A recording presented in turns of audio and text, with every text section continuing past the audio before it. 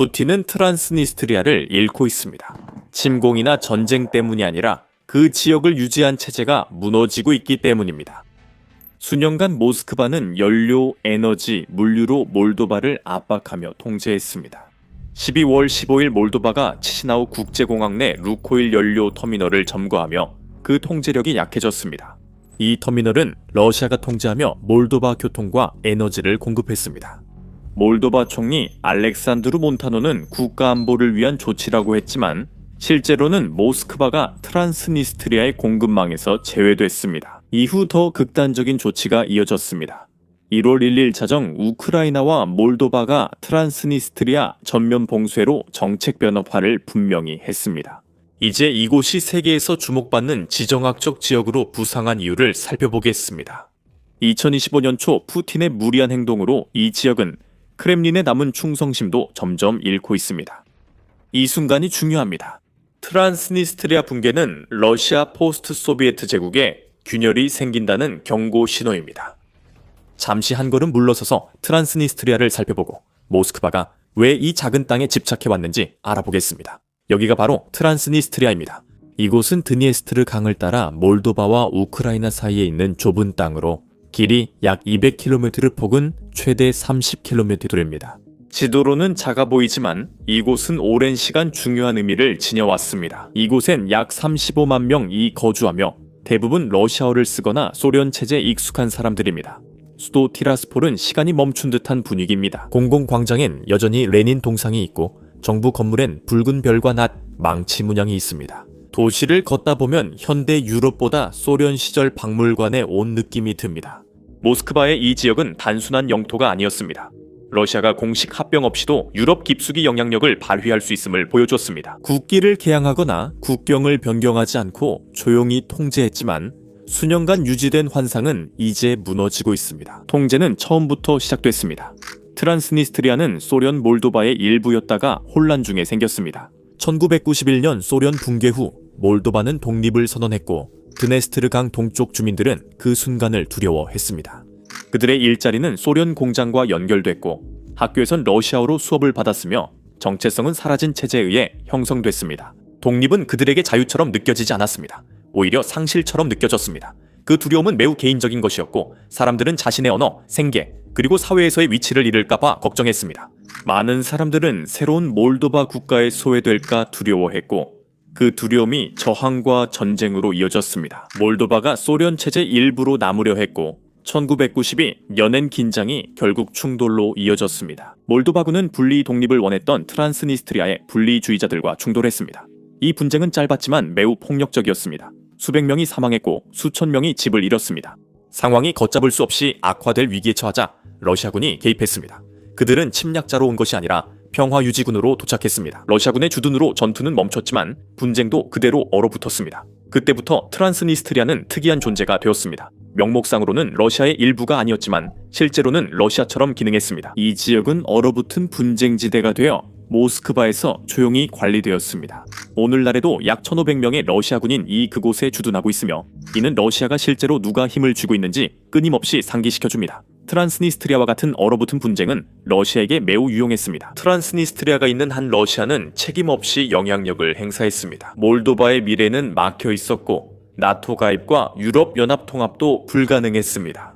어떤 동맹도 영토 분쟁이 있는 나라를 원하지 않으니까요. 그 좁은 땅은 몰도바의 야망의 자물쇠처럼 작용했고 크렘린은 그것을 매우 즐거워했습니다. 하지만 트란스니스트리아는 단순한 장애물이 아니었습니다. 그것은 일종의 압력 밸브였습니다. 이것은 모스크바가 몰도바를 불확실하고 의존적인 상태로 유지할 수 있게 해주었습니다. 또한 러시아에게는 실험장이 되어주었죠. 새로운 통제 방법을 이곳에서 조용히 세계의 관심에서 벗어나 시험해 볼 수 있었습니다. 이 모델은 아파지아, 나모세티아, 우크라이나 동부에서도 반복되었습니다. 공식은 그대로였습니다. 합병 없이 통제하고 대서특필 없이 영향력을 행사하며 장기적 비용 없이 이익을 얻었습니다. 이 방식은 수년간 거의 완벽히 작동했습니다. 이 강점은 2022년 러시아의 우크라이나 침공으로 트란스니스트리아가 다음 전선이 될 우려가 커지며 절정에 달했습니다. 위성사진에 러시아군이 우크라이나 몰도바 국경 근처에 모인 모습이 찍혔습니다. 도네스트르 강을 건너 이 지역을 해방하거나 돈바스에서 육로로 주둔군과 연결하려는 소문이 돌았습니다. 서방 분석가들은 모스크바가 트란스니스트리아를 오데사나 우크라이나 남부 공격 거점으로 활용할 수 있다고 경고했습니다. 친러 인사들은 이를 환영했으나 몰도바는 대비했고 러시아군은 우크라이나에 묶여 있었습니다. 야심찬 계획이 무너지고 트란스니스트리아는 잠재적 발사대에서 부담스러운 전초기지로 변했습니다. 이 모든 것은 당시 분리 지역에 큰 영향을 주지 않았습니다. 체제가 유지되고 러시아가 필수적이었기 때문입니다. 모스크바가 보호자이자 공급자, 정체성의 원천이었기에 트란스니스트리아는 충성을 유지했으나 그 충성은 오직 그 조건에 달려 취약했습니다. 러시아는 계속해서 지원을 제공해야 했고 수십 년 동안 실제로 그렇게 했습니다. 러시아의 이 지역에 대한 장악력은 30년에 걸쳐 구축되어 이 지역의 모든 것에 견고하게 통합되었습니다. 평화유지군은 계속 남아있었고 정보망도 조용히 운영됐으며 티라스폴의 주요 결정은 모두 모스크바 이익과 맞았습니다. 진정한 통제, 즉 충성의 대가는 의존에서 비롯됐습니다. 트란스니스트리아는 러시아 가스에 의존했습니다. 무료로 꾸준히 제공됐고 아무도 이의를 제기하지 않았으며 이 지역은 대가를 낸 적이 없습니다. 그 대신 110억 달러의 부채가 몰도바 명의로 쌓였습니다. 이 지역은 저렴한 연료로 대형 발전소를 가동해 국가에 전기를 공급했습니다. 이것은 완벽한 구조였습니다. 이 자유롭게 공급되는 가스는 가정에 난방을 제공하고 공장에 동력을 공급하며 산업을 유지시켰습니다. 그리고 단지 가스만이 아니었습니다. 보조금이 일상에 퍼졌고 러시아 여권은 사람들을 크렘린과 연결했습니다. 국영 언론은 러시아가 보호자, 몰도바가 위협이라고 전했습니다. 시간이 지나 의존이 당연해지고 정체성 일부가 되었으며 이 체제는 곧 깨질 수 없게 보였습니다. 모든 기관과 주요 기업, 정치인은 모스크바에 의존했습니다. 트란스니스트리아는 유럽 지도에 고정된 흉터처럼 영구적인 존재로 느껴졌지만 의존은 항상 약점을 숨기고 있습니다. 외부 지원에 의존해 구축된 체제는 그 지원이 계속되는 한에서만 지속될 수 있습니다. 푸틴의 트란스니스트리아 통제는 가치관이 아니라 거래에 기반했습니다. 러시아가 대가를 치르고 트란스니스트리아는 충성을 지켰습니다. 그 지원이 멈추는 순간 균열은 빠르게 퍼집니다. 그 순간은 2025년 1월 1일 가스가 멈췄을 때 찾아왔습니다. 그날 러시아는 가스 공급을 끊었습니다. 푸틴의 트란스니스트리아 가스 공급 중단 결정은 단순한 기술적 조치가 아니었습니다. 그것은 겨울을 무기로 한 의도적 잔혹 행위였습니다. 푸틴은 생명줄을 끊어 동맹도 필요에 따라 버릴 수 있음을 보여줬습니다. 푸틴이 가스 공급을 끊어 트란스니스트리아에 압력을 가한다고 믿었습니다. 그는 이 지역이 너무 의존적이어서 생명줄을 끊으면 더 복종시킬 수 있다고 생각했습니다. 그는 누가 주도권이 있는지 상기시키려 했습니다. 트란스니스트리아는 국가 안의 국가입니다. 그래서 이 조치는 몰도바 자체에도 타격을 주었습니다. 키시너우는 유럽과 더 가까워지기 위해 노력해왔고 유럽연합에 가입해서 모스크바의 영향에서 벗어나기를 바라고 있었습니다. 푸틴의 가스 중단은 몰도바 미래가 내부 분쟁에 얽혀 있음을 재확인시켰습니다. 트란스니스트리아가 추위에 떨 때 몰도바는 분리 지역의 고통을 안고 유럽으로 나아갈 수밖에 없다는 메시지가 분명했습니다. 이것은 힘이 아닌 절박함이었습니다. 러시아는 번영이나 안정이 아닌 두려움과 고난에 의존합니다. 트란스니스트리아를 얼어붙게 하며 푸틴은 제국의 허울만 드러냈고 보호 대신 억압만 했습니다. 결국 추위는 그의 무기가 되었고 모스크바가 몰도바를 얼마나 취약하게 만들 수 있는지 보여주는 상징이었습니다. 트란스니스트리아가 구원을 애원했을 때 그 지역이 절실히 의존하고 있음에도 불구하고 러시아는 해결책을 제시하는 대신 대안을 거부했습니다. 러시아는 터크 스트림, 트랜스발칸 파이프라인 등 기존 경로로 가스 우회 공급을 거부했습니다. 모스크바는 몰도바의 부채를 이유로 들었지만 이는 의도된 조치였습니다. 분석가들과 몰도바 지도자들은 이를 분명히 알아차렸습니다. 이것은 에너지 협박이었습니다. 목표는 선거를 앞두고 몰도바의 친유럽 정부를 불안정하게 만드는 것이었습니다. 트란스니스트리아는 보호받지 못하고 오히려 희생되었습니다. 이 결정은 오랜 진실을 드러냈습니다. 크렘린은 트란스니스트리아를 동반자가 아닌 푸틴이 이용하는 졸로 여겼습니다. 이 셧다운의 영향은 즉각적이고 심각했습니다. 집과 공장이 차갑게 닫히고 학교도 개교에 어려움을 겪었습니다. 러시아의 지원 약속은 하루아침에 무너졌습니다. 수십 년 만에 처음으로 충성심이 흔들리기 시작했습니다. 트란스니스트리아의 겨울은 항상 혹독해 때때로 영하로 떨어집니다. 과거의 겨울들과는 달랐습니다. 이번 겨울은 달랐습니다. 가스 공급이 완전히 끊기면서 일상생활이 힘겨워졌고 정전은 일상이 되었습니다. 보조금에 의존해온 경제가 붕괴 위기에 처했습니다. 약 50만 명이 신뢰할 난방과 물 없이 겨울을 보내고 있습니다. 그 숫자인 전투를 피해 도망쳤지만 새 위기에 처한 수천 명의 우크라이나 난민도 포함됩니다. 이 지역은 가스 부족으로 경제적 비상사태를 선포했으며 인도주의적 부담도 급증하고 있습니다. 유럽연합은 전기와 난방을 유지하기 위해 긴급 지원에 나섰지만 이는 일시적인 구호에 불과합니다. 근본적인 문제는 여전히 남아 있습니다. 타라스폴의 정치 엘리트들에게 러시아의 지원은 더 이상 믿을 수 없는 것이 되었습니다. 그 충격이 가장 큽니다. 그들은 항상 상황이 나빠지면 모스크바가 개입할 것이라고 믿어왔습니다. 하지만 이제는 그렇지 않습니다. 위안이던 의존이 이제 덧치됐습니다.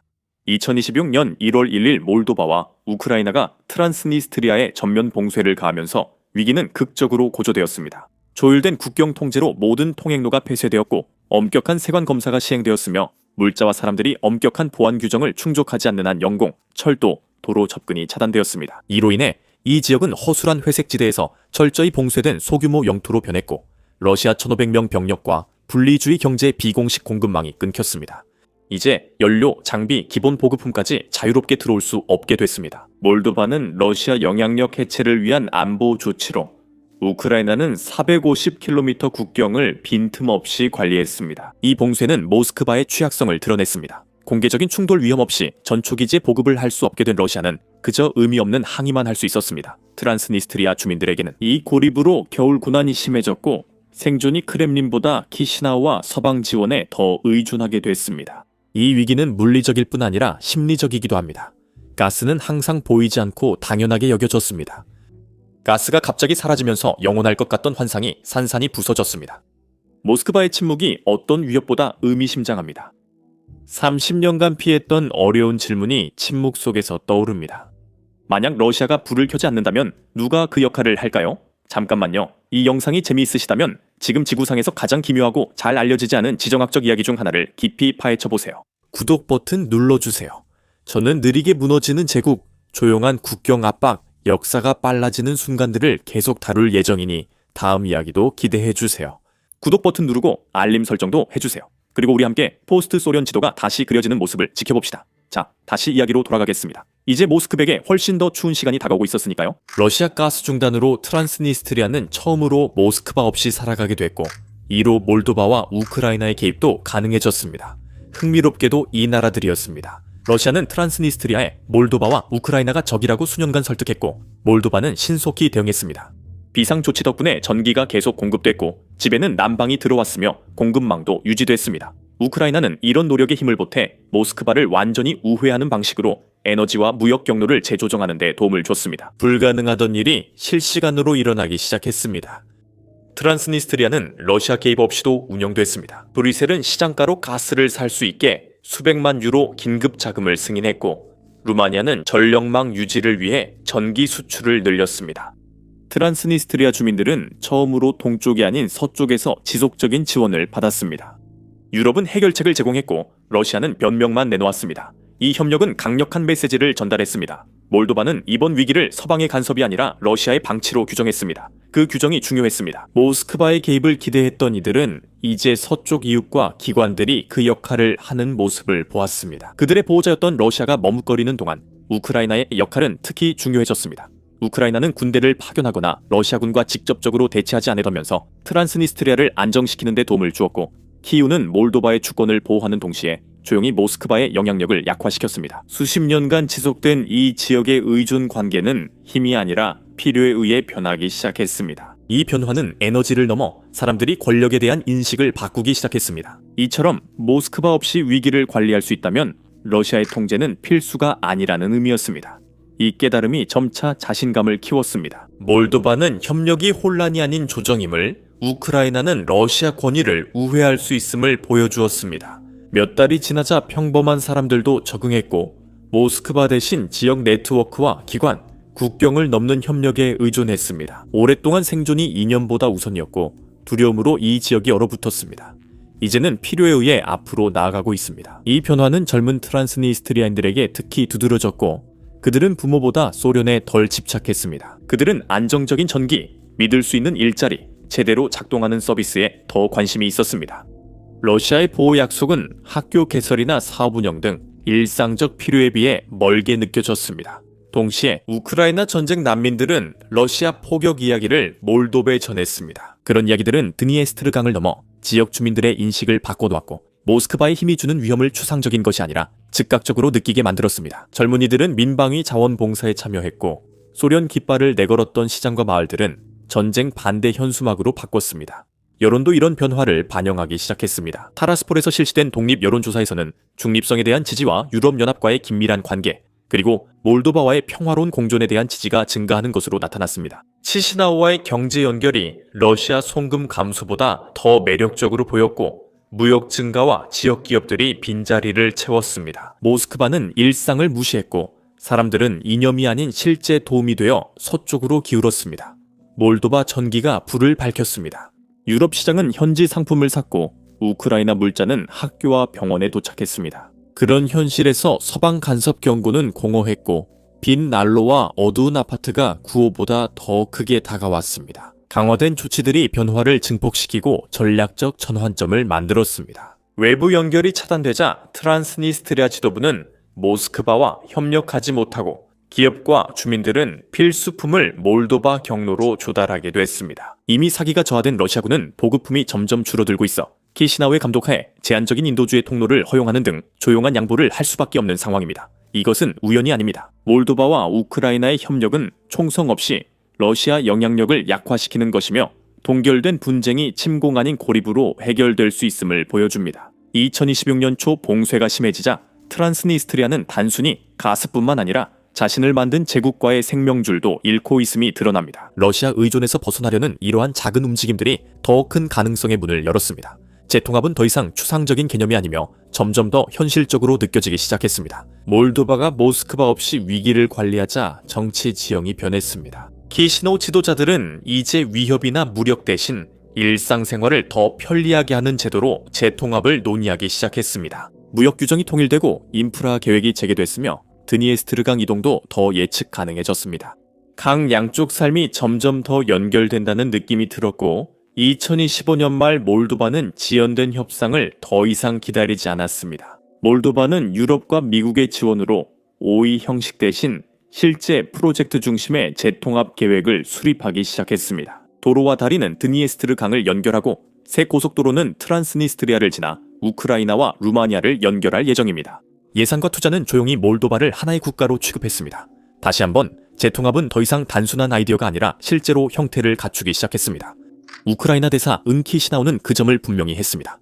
그는 러시아가 재통합의 역할을 주장하는 것은 터무니없다고 말했습니다. 모스크바가 한때 몰도바의 일부를 점령하려 했던 것을 모두에게 상기시키며, 그의 말은 러시아의 영향력이 현지에서 얼마나 약해졌는지를 보여주었습니다. 러시아의 힘은 약해지고 있었고, 그들의 목소리는 점점 영향력을 잃고 있었습니다. 9월 28일 선거에서 마야 산두 대통령의 친이유 파스당이 약 50% 득표를 기록하며 변화가 확인됐습니다. 이것은 러시아 선전의 실패를 보여주는 결정적 승리였으며, 아르메니아와 중앙아시아 등 이 지역의 상황과도 맞닿아 있었습니다.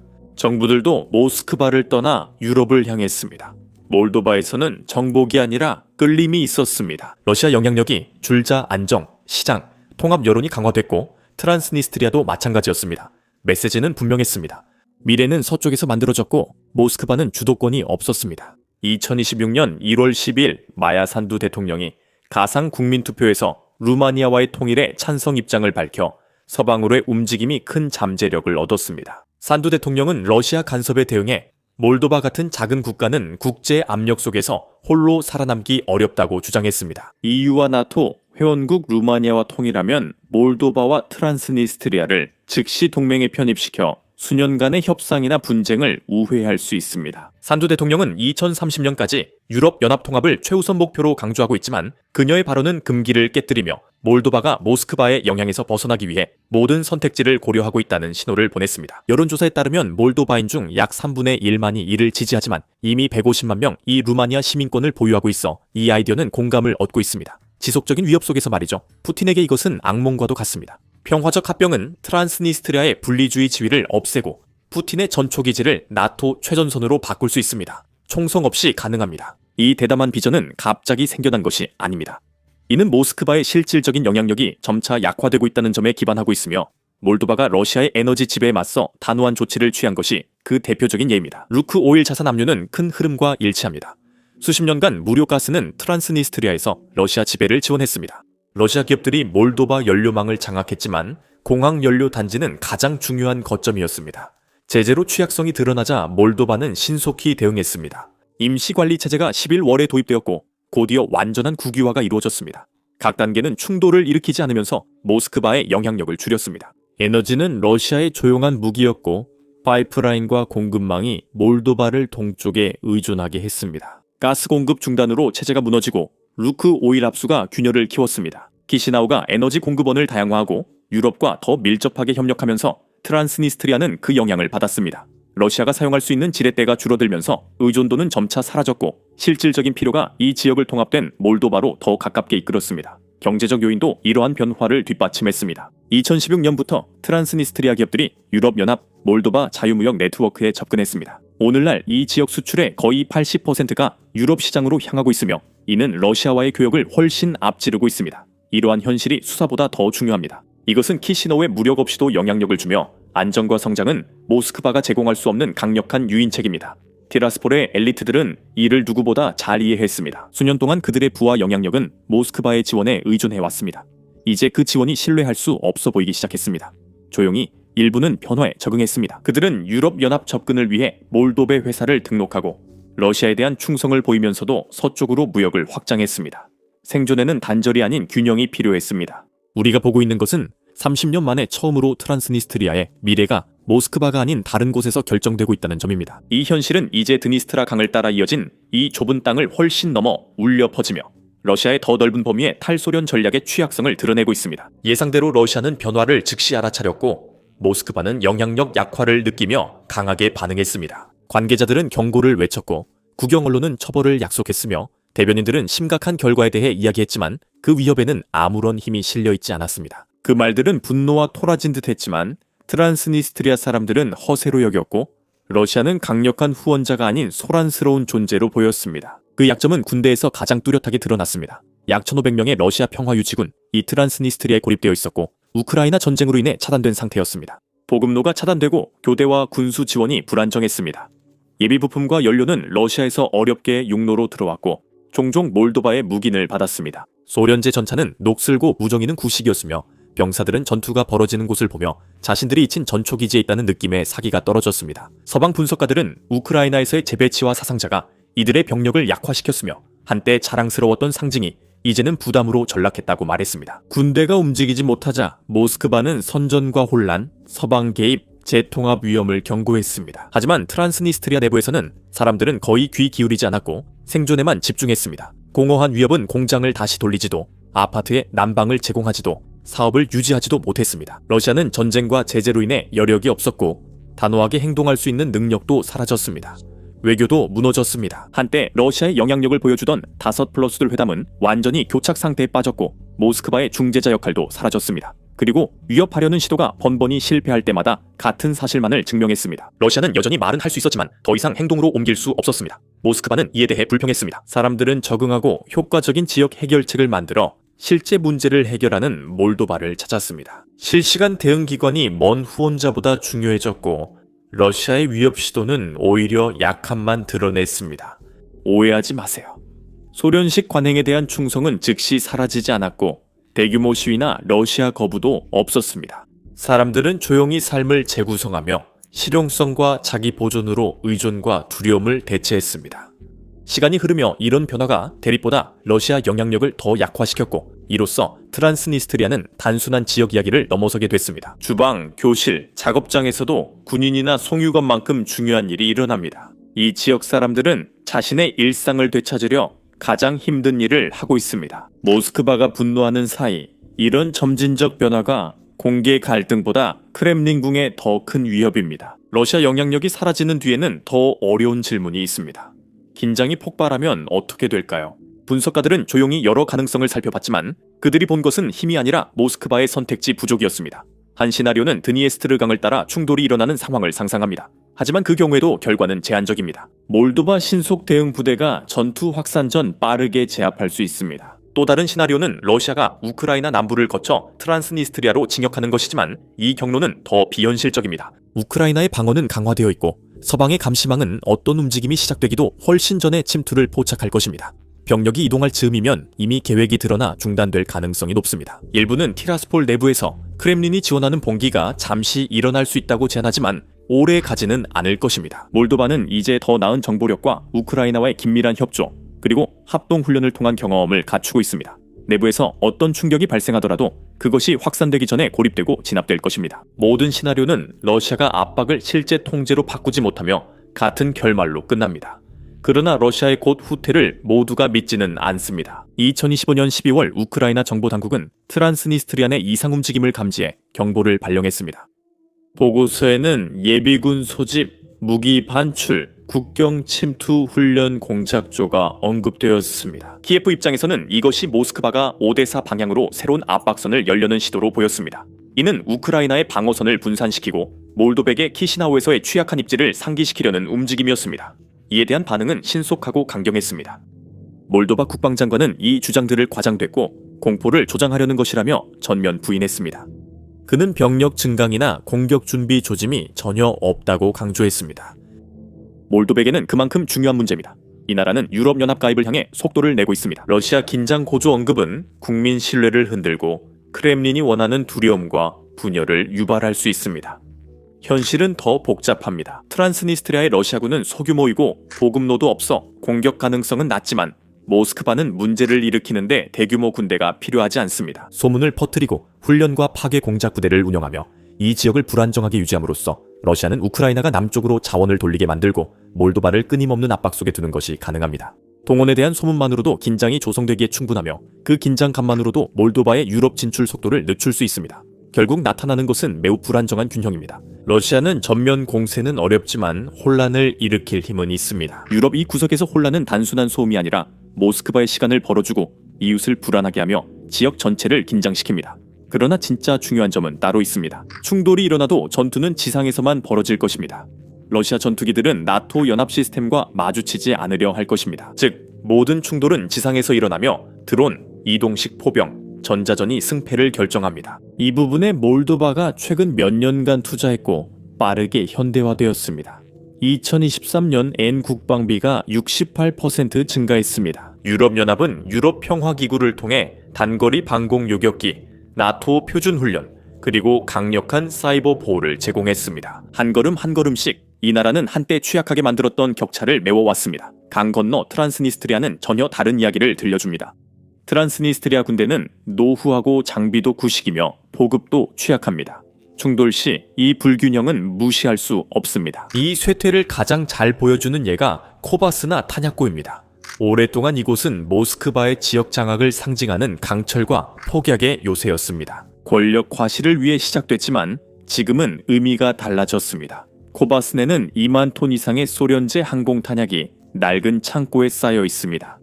이 탄약들은 너무 오래되어 안전하게 옮길 수 없고 너무 불안정해서 사용할 수도 없으며 유지 비용도 너무 많이 듭니다. 과거 힘의 상징이던 이 비축물은 이제 위험 덩어리로 전쟁과 제재로 지친 러시아는 이를 감당하지 못합니다. 매년 철수를 약속하지만 실제로 이루어지지 않습니다. 국제감시단 출입이 금지되고 저장고도 봉인된 채 쇠퇴 중입니다. 이제 케오본나는 부담이 되었습니다. 이곳은 의미 없는 약속을 떠올리게 하는 녹슨 흔적이자 실행되지 못한 힘의 기념물입니다. 이 저장고는 더 이상 지배력이 없고 오히려 약함을 드러냅니다. 모스크바의 장악력도 약해졌으며 케오반나는 더 깊은 의미를 보여줍니다. 영향력은 영토보다 빨리 사라집니다. 땅을 차지해도 두려움, 보조금, 약속에만 의존하면 힘은 점점 약해집니다. 극적 붕괴나 갑작스런 몰락 없이 영향력이 서서히 사라지고 경고와 연설은 점점 공허해집니다. 과정이 시작되면 어떤 위협도 막을 수 없습니다. 다른 지역도 주목합니다. 모스크바가 트란스니스트리아를 지키지 못하면 도네츠크, 루한스크, 나모세티아엔 어떤 의미일까요? 이런 선례는 크렘린을 불안하게 합니다. 영구적으로 보이던 체제도 방치, 과도한 개입, 실패로 약해질 수 있습니다. 푸틴에게도 이는 단순한 지역 문제가 아닙니다. 이것은 러시아의 오래된 도구들의 한계를 보여줍니다. 두려움, 의존, 그리고 혼합된 통제는 일상적인 필요를 충족시킬 때만 효과가 있습니다. 트란스니스트리아는 그렇지 않을 때 어떤 일이 일어나는지 보여줍니다. 사람들은 적응하고 살아남기 위한 새로운 방법을 찾습니다. 충성심이 영원히 지속된다고 가정할 수 없으며 전기, 연료, 일자리가 위태로울 때 공허한 말은 힘을 잃게 됩니다. 트란스니스트리아 상실은 러시아의 대외 이미지와 신뢰성 주장에 타격을 줍니다. 모스크바가 오랜 투자처도 잃을 수 있음을 보여줍니다. 러시아가 항상 약속을 지킨다는 믿음이 흔들리고 있습니다. 12월 15일 몰도바는 러시아의 에너지 영향력에 정면 대응하며 더 이상 변화는 무시할 수 없었습니다. 몬타노 총리는 키시나우 국제공항 내 루코일 연료 단지를 완전히 압수했다고 밝혔습니다. 이 부지는 몰도바 유일의 항공연료 저장급유 허브로 2005년부터 루코일이 통제했습니다. 20일 내 이 시설은 국가 소유가 됩니다. 이 결정은 국가안보의 중요한 분야의 투자를 검토하는 몰도바 위원회에서 나왔습니다. 관계자들은 명백한 국가안보 위험을 언급하며 이 시설에서 러시아의 지속적인 역할을 완전히 배제했습니다. 목표는 단순하고 실용적이었습니다. 연료 공급을 안전하게 확보하고 중요한 관문을 보호하며 제재나 혼란에 대한 노출을 제거하는 것이었습니다. 이 복합시설은 루코일이 11월 미국 제재를 받은 후 임시로 국가 통제해 있었습니다. 이는 상징적 조치가 아니었습니다. 공항 터미널은 병목 지점으로 일상과 국가 안보에 영향을 미칩니다. 이를 되찾아 몰도바는 주요 인프라 외국 통제를 더는 용납하지 않겠다고 분명히 밝혔습니다. 이 나라는 외부 압력이 기능이나 지역 안정에 영향을 주지 않는 미래를 만들고 있습니다. 루코일 압수는 그중 일부에 불과합니다. 같은 날 러시아는 몰도바 영공에서 마지막 연료 거점을 이루며 에너지 영향력이 약해지고 있습니다. 모스크바는 항의하지만 실질적으로 결정을 되돌릴 방법이 없습니다. 몰도바는 주권과 유럽 연대를 선택하며 중요한 자산을 하나씩 선택합니다. 키시나우는 조용히 압박을 높이기 시작했습니다. 12월 세법 시행으로 대통령은 국가가 불법 무장단체나 침략자 군대에 복무하는 사람의 시민권을 박탈할 수 있게 됐습니다. 그 대상은 명확합니다. 이 법은 트란스니스트리아 보안부대와 러시아 군인을 직접 겨냥합니다. 요란한 연설이나 극적인 제스처 없이 꾸준한 신호만 있습니다. 모스크바에 충성 맹세하면 개인적으로 대가를 치를 수 있습니다. 그동안 모스크바는 분노할 것입니다. 몰도바는 유럽 연합 지원, 루마니아 협력, 개혁으로 계속 성장하고 있습니다. 마야 산두 대통령 아래 이 나라는 경제를 안정시키고 방위력을 강화했습니다. 약점이던 점이 이제 회복력으로 바뀌었습니다. 많은 이들이 두려워했던 침공은 일어나지 않았습니다. 러시아의 우크라이나 전쟁은 오히려 몰도바의 변화를 가속화시켰고 현실적인 적응이 고착된 위협보다 더 중요하다는 것을 증명했습니다. 트란스니스트리아의 미래는 이제 모스크바에서 정해지지 않습니다. 이 지역은 30년간 러시아가 절대 포기하지 않는 증거였습니다. 이제 영향력은 방치와 과도한 개입, 적응으로 조용히 약해지고 있으며 재통합이 현실적 목표가 되고 있습니다. 사람들은 경제적, 사회적으로 타당하기 때문에 그 방향으로 움직이고 있습니다. 모스크바는 경고하고 불평할 수는 있지만 더 이상 결과를 좌우할 수는 없습니다. 그래서 우리는 지금 이 자리에 있습니다. 크렘린의 한때 철권이었던 트란스니스트리아에 대한 지배력은 이제 녹슬고 말았습니다. 총알이나 폭탄 때문이 아니라 사람들이 공허한 약속보다 실질적인 도움을 선택하는 단순한 힘 때문입니다. 푸틴의 제국은 불길이 아닌 차가운 곳에서 서서히 사라지며 모스크바의 명령 없는 미래로 조용히 나아가고 있습니다. 2026년 봉쇄가 본격 시행되고 통일에 대한 논의가 커지면서 쇠퇴가 급격한 패주로 이어지고 있습니다. 트란스니스트리아는 한때 러시아 지배의 상징이었지만 현재는 봉쇄되어 무방비입니다. 의존하는 제국은 의존이 사라지면 함께 무너진다는 증거입니다. 이런 영상은 드론 공격 장면이 많아 영상에서 사람이 다치지 않아도 문제가 있습니다. 유튜브는 종종 저희 영상의 수익 창출을 제한합니다. 지난주에만 4개 영상이 제한됐다고 합니다. 드론 공격이나 최전방 영상은 광고주 친화적이지 않아 영상이 제한됩니다. 하지만 이것이 현대 전쟁의 현실이며 우크라이나인들이 싸우고 생존하려 애쓰는 전쟁입니다. 그래서 우리는 이를 다루는 것이 중요하다고 미더 자체 플랫폼 비즈니스 베이직스를 시작했습니다. 처음부터 직접 만들어 제한이 없습니다.